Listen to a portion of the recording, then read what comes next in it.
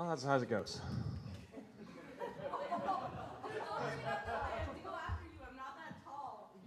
Deal with it. Hi, I'm John Ratz, and I'm a junior at Creighton Prep.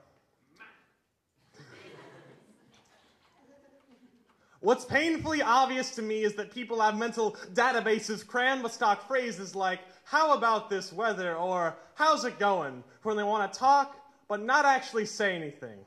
I must have such a singular lack of defining and interesting features that these small talk speech centers of my acquaintances usually immediately default to some variation of, dang, how tall are you? I am 6'3" and a quarter. That's important. I'm 17, I weigh in at 135 pounds, and I guess I shouldn't be surprised by this common topic of conversation. It's not like there's much for me to look at. I am 6'3" and some change, and a fluctuating 135 pounds. My body is nothing but a collection of sharp angles and harsh-edged corners. These hips are circular saws pushing skin, while this tush might cut you on. Dangerous to be around unguarded.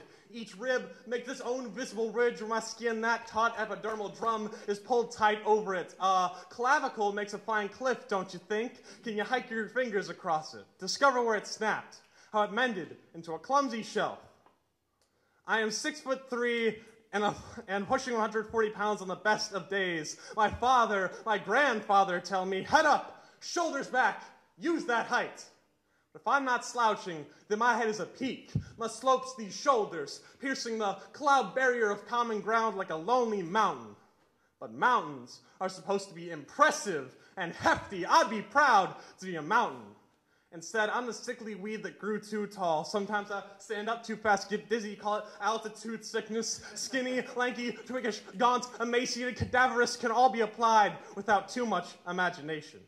I am over 6 feet tall, taller than everyone in my family, and I weigh less than some guys my age could bench press. There is a dent in my chest. What forgotten comet smashed this crater? Was some kind of tragedy trying to force its way through the curving bones of my breast, bending them like the bars of a cage, or has my heart simply imploded under the daily stress of living?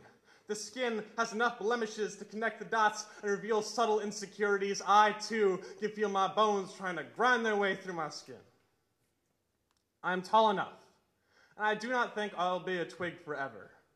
This body is frail. It is weak, but at least it is mine. With these long dancer's legs and these stick-thin arms, I'll slide my way into the places and narrow spaces where I fit best. And maybe, just maybe, as I catch me in the mirror now and again, I'll say, hey, sexy, how you doing?